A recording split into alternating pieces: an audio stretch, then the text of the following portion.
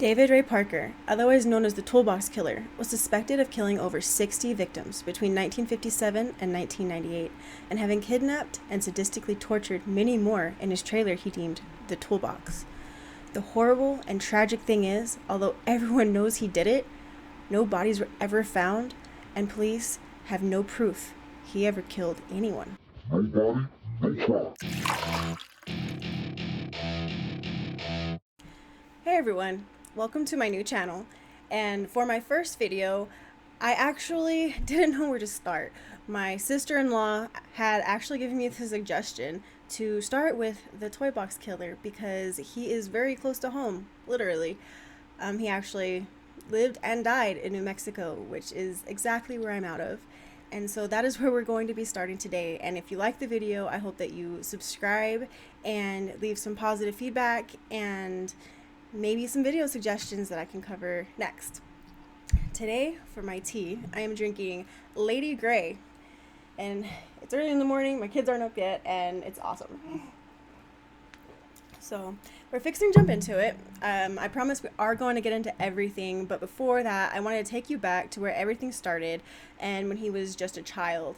Not a lot is known about his childhood, but we do know a few things. So we're going to kind of start there. It is a very graphic case. I probably won't go into all the details just because it's a lot. It really is. So you'll probably, if you have that interest, you can find that information online as well as the whole shebang. So with that, we're going to go ahead and get into it. David Parker Ray was born on November 6, 1939, in Belen, New Mexico, to father Cecil Ray and mother Nettie Parker, and in 1942, his parents also gave him a little sister named Peggy Ray. Again, we don't know too many details about what happened in his early life, but we do know at some point his parents separated and divorced, and his father took custody and took them to live with his grandparents on a ranch. They said they fell on hard times, but really I think he just didn't want to deal with the kids. I think he took custody of them maybe to be petty. I don't know, but he clearly didn't want the kids because he took them to his parents' house, and that's where they lived without him. His grandparents' names were Russell and Dolly Parker. They were very strict, and his grandfather definitely took on the disciplinary role. He was, again, very strict. If he didn't follow his rules, other than that, they didn't say they were specifically abusive, just that they did run a very tight ship. The children were still visited by their father Cecil on many occasions while they lived there, and that's actually very unfortunate. They would have been better off had he just left them alone. David's father was a drunk and very violent and abusive person, and just all around not the kind of person a child should be around. He would have been better off without him, honestly. Like, I hate to say it like that, but he would have. He would beat him. And I mean, there's a lot more, obviously. When he would visit, he would bring pornographic magazines involving violence. And for some reason, thought that would be a great idea to force that on his adolescent young son, for whatever reason. And of course, it sparked an interest in David. As he got older, that is truly where it seems where his many issues started, where that's where his interest peaked. It is also said he would teach him to kill animals and do sexual things to them, but I don't know how accurate that is. It's just something that was said in a lot of the articles that I came across online. So again, I don't know how accurate that one is, but if it is, my goodness, like, he may have not done anything sexually to the kid, but that's crossing a huge line. Like, that is terrible. That is really bad. And I can't say I necessarily feel sorry for the guy as he's an older man, because obviously what he does, but as a child, that is just not something you should have to endure. Like, that is pretty bad. As David got older and started school in Mountaineer, New Mexico, he was very different and awkward kid, and he was shy around the girls because he got bullied all the time. It was like, one of those movies where, the kid's a little different, awkward around the girls, and they just pummeled him. They bullied him. To cope, he decided to turn to drugs and alcohol to numb some of those feelings. His dad was already an alcoholic, at least an alcoholic. I don't know if he was doing drugs. He was an alcoholic, and so obviously that was something that ran a little more in his blood, and that is unfortunately what he turned to during that time. By the time David was a teenager, his interest in the idea of torture and rape was growing, and by around this time it is believed, based on his own claims that he would later state, that I can't talk. I'm sorry. That he had started committing his rapes on young girls who were unable to overpower him. And keep in mind, this is a young child. He doesn't say the exact age, but I'm not going to put the exact statement out there because it's pretty nasty. But more or less, he would probably have been around like 14 years old. And based on his other statements, I would say he was probably around like 13, 14 years old. And he did claim that that was whenever he violently assaulted his first young girl by apparently tying her hands behind her back and leaving her. It's pretty bad. We don't know exactly when his first murder was. There was a lot of them, obviously. But from what he states, it was also pretty young. It is also around the time that, at the age of 14, his young sister cut him off for finding the stash of sadomasochistic drawings and photos. And she felt hello gato. And she felt very uncomfortable to be around him. And so they grew very estranged. And it kind of ended their relationship. Not that I blame her. Like, apparently it was, they were pretty bad, what she found. And, she just didn't want to have anything to do with it. After graduation, David joined the Army for a time as a general mechanic before being honorably discharged. Couldn't find any information on why he was honorably discharged, just that he was. After which he moved to a very small town called Truth or Consequences. And I say small, it's in New Mexico. I say small, but it's actually probably about the size of the town I'm living in, more or less. It's kind of like just one of those, like, nothing ever really happens. It's small. Like, they do obviously have their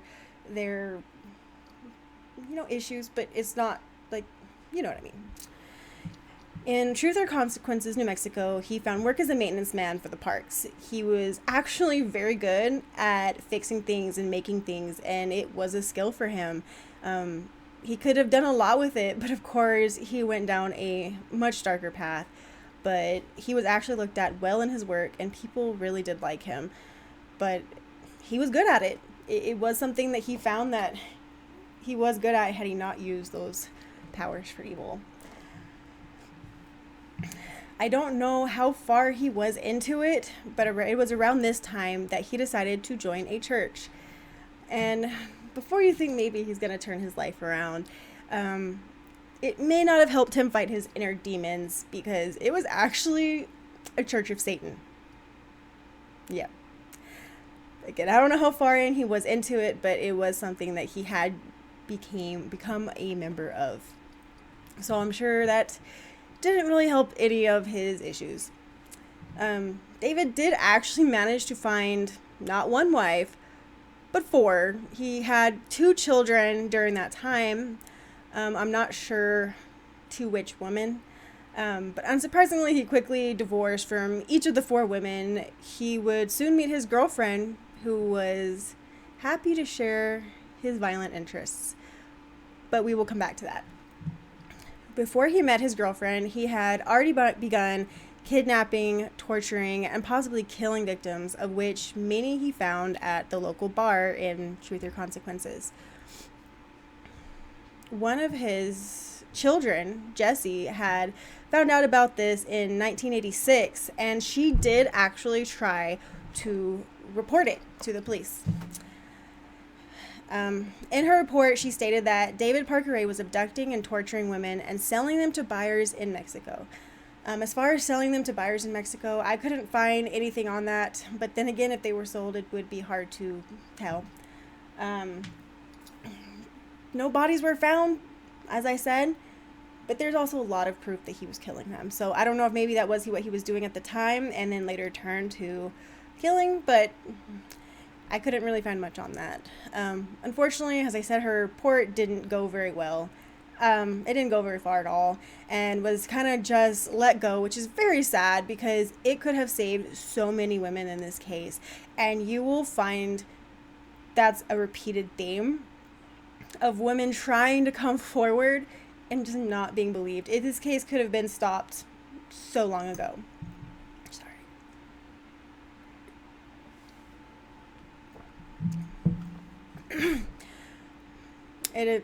She wanted to save women potentially at this time.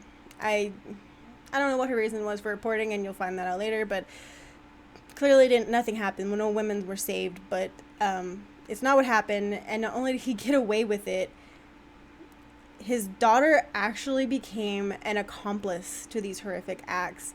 And that's where I say I don't know where it went from her wanting to report him to helping him. It is a little bit of I don't know. I don't know what to make of that. But unfortunately, that is what happened. In 1996, Kelly Garrett had gotten in an argument with her husband, and to cool down, had decided to go to a local bar with some friends for the night and play some pool. She ended up running into an old friend. Unfortunately, that person was Jessie, the daughter. After a while, her friends were like, hey, it's kind of late. We're going to head out. But she decided to stay with Jessie and play a little longer. She was missing for 3 days after this. When she later showed up, she was on the side of the road. She was badly injured. Some say her neck had been slashed. She was just left for dead, mainly. I mean, she was badly injured. She survived, but ultimately had no memory. She had very, very vague memories. Definitely out of it. She didn't know where she had been or what took place, really. Just, again, vague memories. She obviously talked to the police and her family and tried to explain what she did know, but nobody believed her. And that is just so tragic. Her husband decided she'd been out cheating for those 3 days, filed for divorce, and left her on her own. She had nobody. He just dropped her. She went through everything she went through. This poor woman suffered from nightly nightmares, which I could only imagine after what she went through. Like, even if she didn't have all of her memories, they're still in there somewhere. Like, it still happened to her. Like, it was horrific. Which we'll get to that later, obviously. Right now, no one knows what happened. They wouldn't find out what really happened until a long time later. I do promise to get back to it. But I do have to wonder, after it came out what happened to her, how her husband and her husband's family must have felt. Like, I don't know. I hope they at least try to reach out and apologize to her after this, because that is horrible. Like, that is horrible. These cats like to photobomb. But she was not even his only accomplice. As I stated, he met another woman, 37-year-old Cindy Hindy, in 1997, who also worked for the parks in Truth or Consequences. She was fleeing charges of grand theft auto and also drug charges. So she was already a real winner too. They hit it off over the worst things.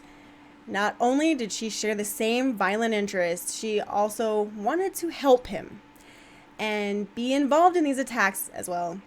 Of course, he was just thrilled with that, but it was all about to catch up with them. In 1999, in Albuquerque, New Mexico, Cynthia Vigil was working as a prostitute when David Parker Ray pulled over and asked for her services. She, of course, got in her car. That's why she was there. So she got in his car without a second thought. But when she did, he displayed a police badge and told her he was a police officer and she was under arrest. She went with him, of course, but unaware of where she was really going and the horror that was to follow. He took her back to his home and locked her in a windowless trailer that he deemed, again, the toy box.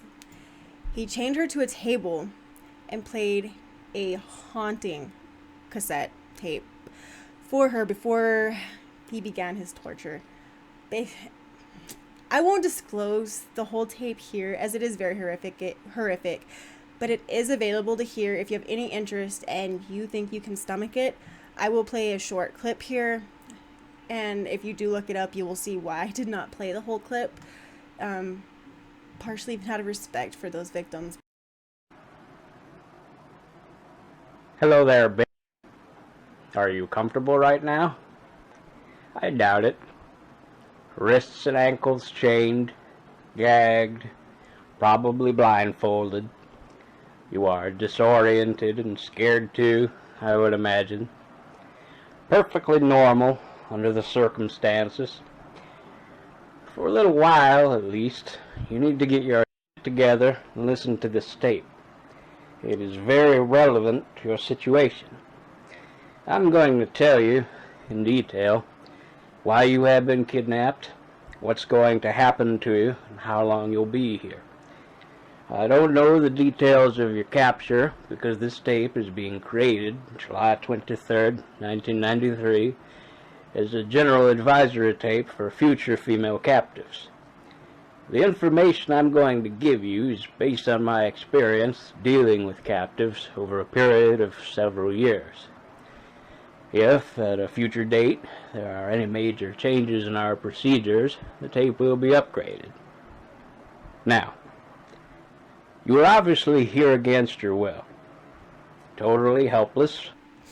The tape basically tells them the horrendous things that they can expect while they are there and the rules that they must follow and what will happen to them if they do not. Over the next 2 days, just some of what Cynthia would endure was terrible physical, emotional, and sexual abuse, bestiality, and even electric shock. She was even told to only refer to the couple as master and mistress and had to obey them both no matter what was asked or be further punished.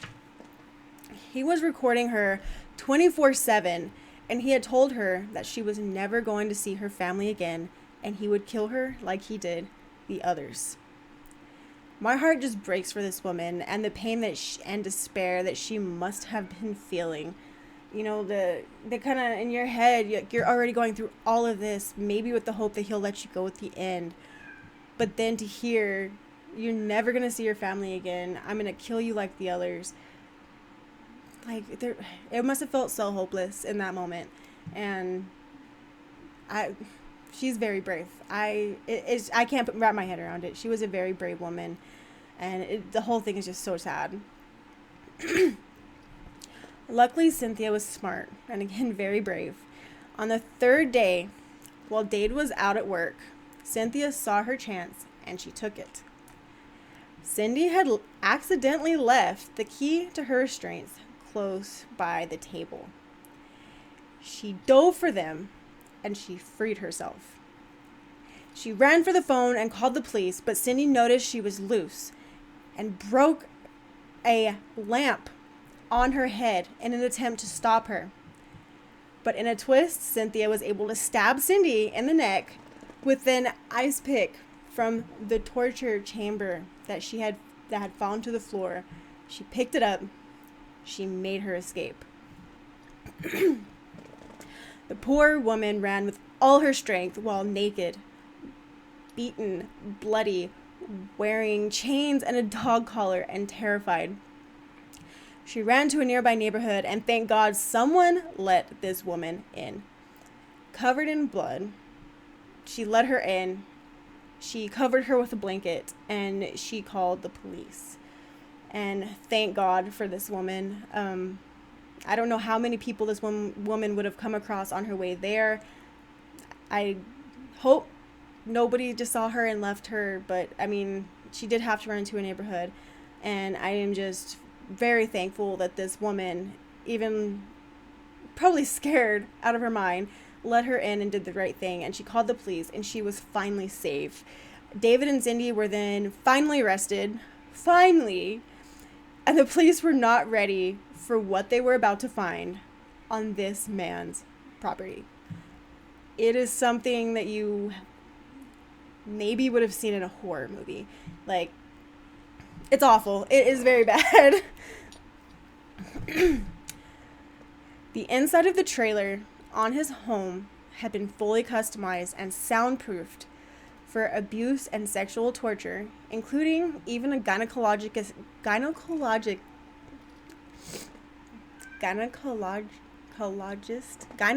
Oh my God, can I not talk? Even a gynecologist table and mirror on the ceiling, so they had to watch everything that would happen to them. That is so... They were what I will call sexual weapons, because in this case that is what they were. Surgical equipment, chains, pulleys, torture diagrams, a coffin, and saws, and so many other items lining the walls. In total, David is estimated to have spent over $100,000 putting all of this together. That much money just to have this torture chamber. It's ridiculous, honestly.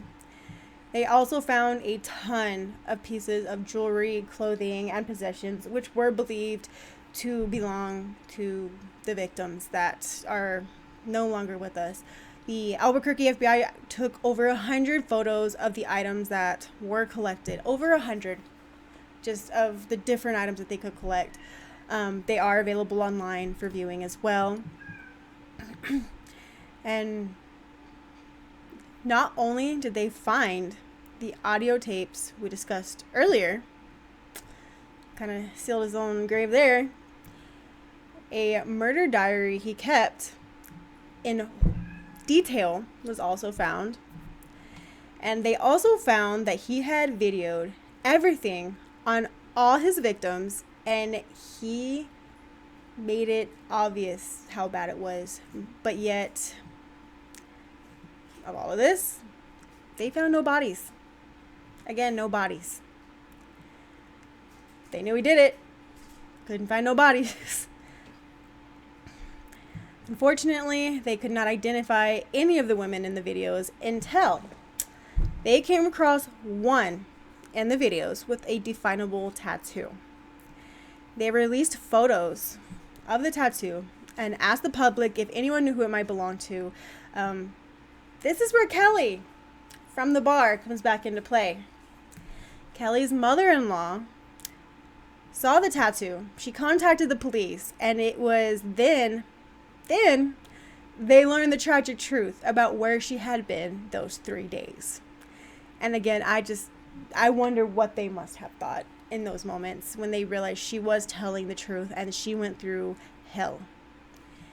It was discovered based off of David's recordings that the reason she did not have parts of her memory was because she was heavily drugged. That he would heavily drug his victims, and the ones that he chose to release.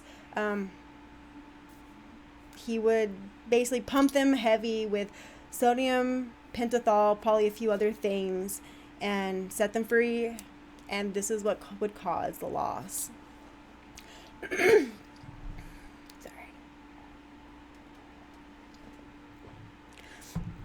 Unfortunately, they couldn't ID any of the others, just Kelly. But it gave them a place to start.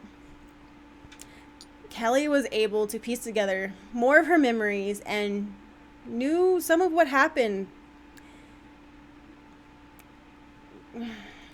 I don't know if that's a good thing or a bad thing. I mean, I guess it's good that she didn't know what she went through to a point. She was able to assist. It's no longer a question in her head. Everyone knows that she wasn't lying. But at the same time, it had to have been just terrible. You know, knowing what exactly it was. Because it was terrible. And because, you know, she was able to come forward, another woman also came forward as well. After this hit the news, another woman came forward named Angelica Montano and reported that after visiting their home for cake mix, just cake mix. Simple, and, she too became a victim of Ray and endured similar things. She had reported to the police at the time, but was not believed. And her case was dropped. That is awful. This just makes me so mad because he could have been stopped. He could have been stopped well before other women had to go through what they did. It's senseless. Like, had they just followed up on what she said, like, this poor woman went for cake mix and was brutally attacked and assaulted. And they just dropped the case. It could have been prevented. And that is some of the saddest part of it. But again, she decided that she would come forward and she would testify against him, and now the case can go forward. Now Cindy, realizing exactly what they are facing in the coming days, decided to spill everything. She sang like a canary, giving him up in hopes of a plea deal. She loved him so much, but in that moment, sorry, Charlie. She told them everything she knew about the abductions and murders, including not only his daughter, Jessie, being an accomplice, but apparently another male friend named Dennis Yancey, who later admitted to helping David and his daughter in the torture and murder of a woman named Marie Parker in 1997. So he had another accomplice. It's sad how many accomplices this man had. Like, how many people were just okay with this? Unfortunately, although we do know that he killed Marie Parker, Yancey's the only one that admitted to it, and no body was ever found. She's never been put to rest. We just know that, unfortunately, she is no longer with us.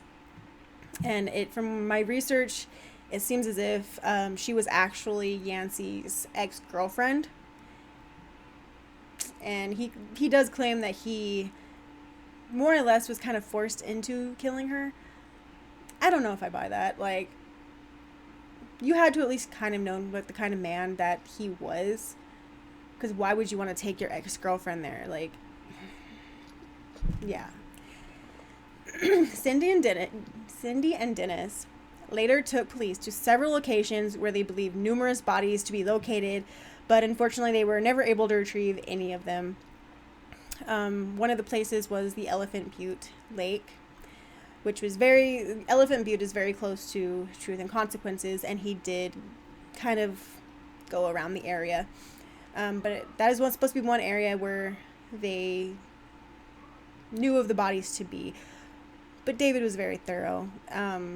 He made sure they weren't going to find much. But, however, in 1999, a 61-year-old fisherman was able to pull up what he referred to as a gunny sack out of the Elephant Butte Lake in New Mexico. One of the locations he is believed to have dumped the bodies, and he believed at first it was animal flesh in the gunny sack. But after reporting to the authorities, it was found to be human flesh. They have also found bone fragments, a leg bone in the lake, but unfortunately they haven't been able to link those bones or even that flesh to anybody. They know it's human, they know it's there, but I don't know why exactly they haven't looked in the lake more. Maybe they have and they just, I don't know. But unfortunately, just that's it.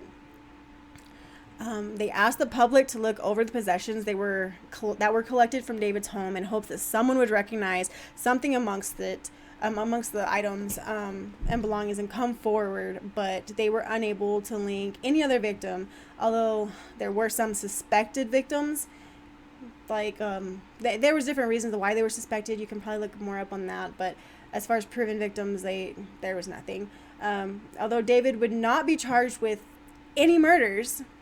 It's ridiculous. We know he did it. Although David could not be charged with any murders, the judge ruled that he and his accomplices would be tried for the cases of Cynthia, Angelica, and Kelly separately. This means that it puts the victims' cases at a disadvantage, as they had to tell their stories in separate cases without being able to come together against him.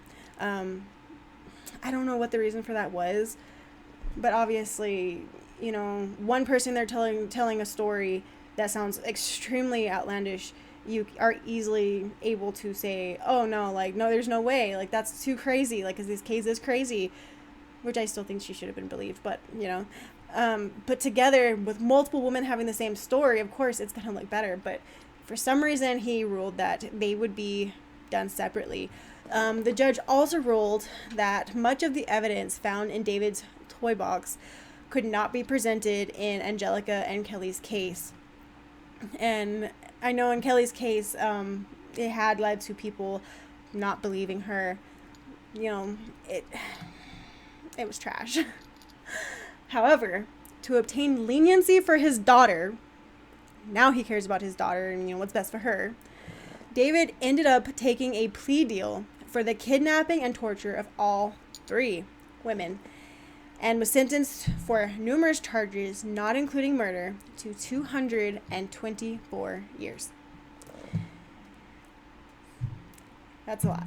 So, even though he was not charged with the murders, he did get a big number up there, So, I mean, at least he would have been put away for, and I say would have, been put away for a very, very long time.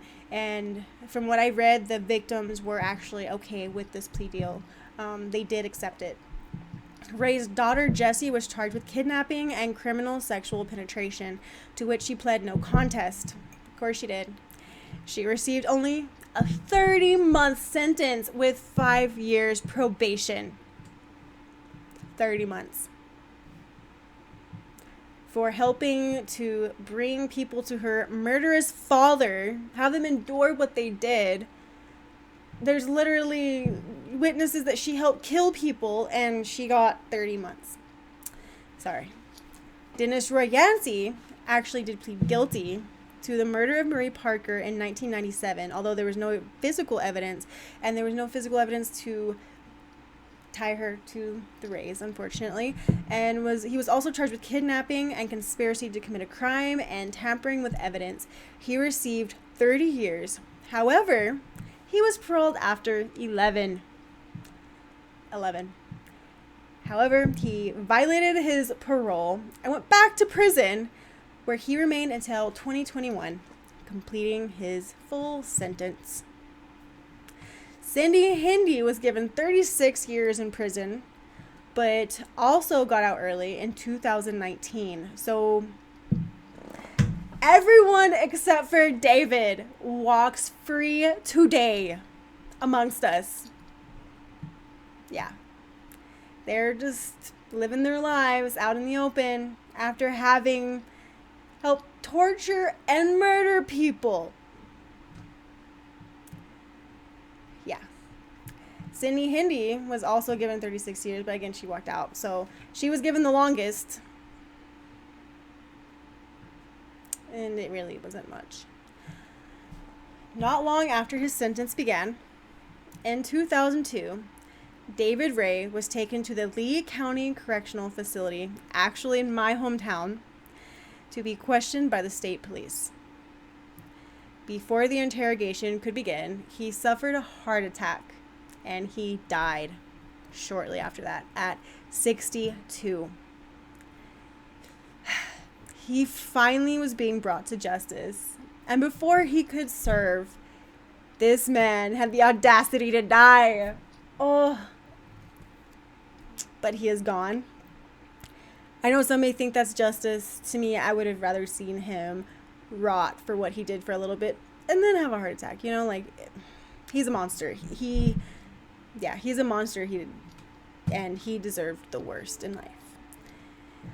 In 2011, Albuquerque FBI said that although time has passed, they are still trying to connect victims to Ray, and so they're still getting leads. And as long as they are still getting leads, they will keep investigating. And I truly hope that they at least figure something out. They at least are able to connect somebody, give someone's family some closure, at least the woman some closure. I mean, at this point, Ray is dead, but at least if her story can be told, then it'd be something. But as of today, no other victims have been found, as I said. Hopefully someday.